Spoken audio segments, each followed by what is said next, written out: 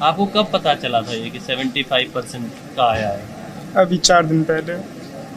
आपके कितने percent number आए थे 12th में? मेरे 73 आए हैं। 73 आए हैं।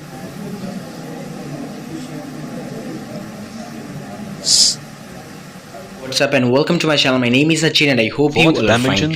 So dear boys and girls, आज हम लोग इस वीडियो में बात करेंगे कि आप लोग का जो 75% क्राइटेरिया है और आप लोग का जो जेईई मेन फर्स्ट अटेम्प्ट का एग्जाम जो पोस्टपोन हो रहा है या अभी तक अपडेट नहीं आया कि होगा या नहीं होगा, तो उसमें कैंडिडेट्स का क्या रिएक्शन है, स्टूडेंट का क्या रिएक्शन है, तो जी मीडिया के माध्यम से हम लोग उस डायरेक्ट कैंडिडेट से लाइव बात करेंगे और उनसे देखेंगे कि उनका क्या इसमें रिएक्शन है कि उनका पोस्टपोन्ड एग्जाम अगर नहीं हुआ, एग्जाम पोस्टपोन्ड हो गया तो उनका क्या रहेगा, या 75% क्राइटेरिया जो है वो रिमूव नहीं होगा या होगा तो उनका क्या रिएक्शन रहेगा। तो आप लोग इस वीडियो को शुरू से लेकर लास्ट तक देखिएगा और इस चैनल को सब्सक्राइब नहीं किया तो सबसे पहले इस चैनल को सब्सक्राइब कर लीजिए। अगर 75% से अबव नहीं है तो आप मतलब आईआईटी के कॉलेज के लिए तो काबिल नहीं हो। हम लोग कितनी भी मेहनत कर ले, कितनी ज्यादा से ज्यादा ट्राई कर ले, फिर भी ये डर रहता ही है कि शायद पता नहीं हम उन 2-3% बच्चों में सिलेक्ट होंगे कि नहीं होंगे। जो बनना है, मतलब मैं जो चाहता हूँ वो तो आईआईटी के बाद से ही पॉसिबल है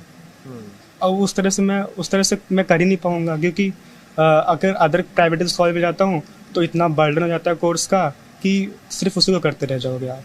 क्या चाहते हैं आप? वो 75% का क्राइटेरिया हटा दे एनटीए। 75% का क्राइटेरिया क्या है? अगर आपका 75% आता है बोर्ड में तब जाकर के आप एग्ज़ाम तो दे पाओगे, लेकिन उसके बाद आपको जो सा की काउंसलिंग होगी ना तो उसी के अकॉर्डिंग आपको मतलब कॉलेज में आप एंटर नहीं कर पाओगे, क्योंकि आपके 75% क्राइटेरिया लागू नहीं, मतलब अप्लाई नहीं होगा आप पे। और फिर मतलब मैं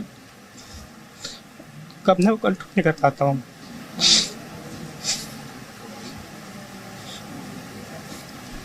आप रो क्यों रहे हो?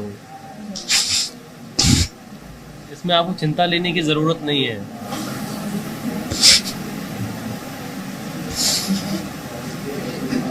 आपको कब पता चला था ये कि 75% का आया है? अभी 4 दिन पहले। आपके कितने परसेंट नंबर आए थे 12th में? मेरे 73 आए हैं। 73 आए हैं।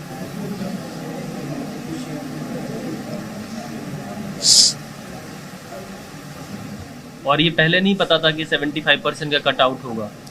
हाँ, अभी पिछले साल तो नहीं था ये, तो अभी हम लोग तो ड्रॉपर वाले थे, हमारे साथ तो अगर कोरोना में नहीं हुआ तो इस साल क्यों होना चाहिए? पिछले साल नहीं था? अगर इनको करना था तो पहले बता देते। लेकिन आप इसमें बिल्कुल चिंता मत करना, ये जो इसके लिए बिल्कुल परेशान होने की ज़रूरत नहीं है आपको। पापा बोले जो होगा देखा जाएगा, सच रहने दो, बस तुम पेपर दे दो। जो चीज़ मैं बनना चाहता हूँ वो वहाँ मैं नहीं बन पाऊँगा। प्रेशर तो किसी चीज़ का नहीं है। अगर आपके पास में ये मतलब मेरे को है कि मेरे को पढ़ना है तो मैं उस चीज़ का प्रेशर लेके क्यों पढ़ूंगी? मेरे को अगर इस चीज़ में इंटरेस्ट आ रहा है तो मैं अच्छे से पढ़ूंगी ना, उसमें प्रेशर की कोई बात नहीं है। डिप्रेशन मेरे को किसी चीज़ का नहीं है। पेरेंट्स भी काफ़ी हद तक सपोर्टिंग है, किसी चीज़ का मतलब स्ट्रेस वगैरह कुछ भी नहीं है, ना ही प्रेशर है।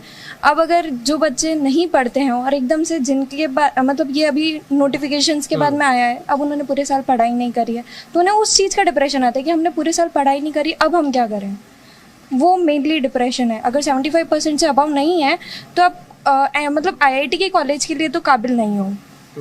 आपके कितने परसेंट आए 12th में? मेरे 90% है। 90% है। तो बट जिनके नहीं है उनके लिए तो काफ़ी हद तक डिप्रेसिंग सिचुएशन है। हमने सोचा कि जनवरी में पेपर नहीं होगा, लेकिन अचानक से हो गया तो उसी का सबसे ज़्यादा बच्चों पे स्ट्रेस है। और 75% वाला क्राइटेरिया जिसकी वजह से बहुत सारे बच्चे उसी में स्ट्रेस है कि उनका पेपर जब पेपर दे रहे थे तो उनको ये पता नहीं था कि 75% क्राइटेरिया लगने वाला है। और उनके बाद अगर उनको पहले पता होता तो वो इम्प्रूवमेंट पेपर दे सकते थे, लेकिन वो नहीं दे पाएंगे, अब नहीं दे पाएंगे। तो अब ड्रॉपर वालों के लिए ये हटाना चाहिए, ये वाला क्राइटेरिया 75%।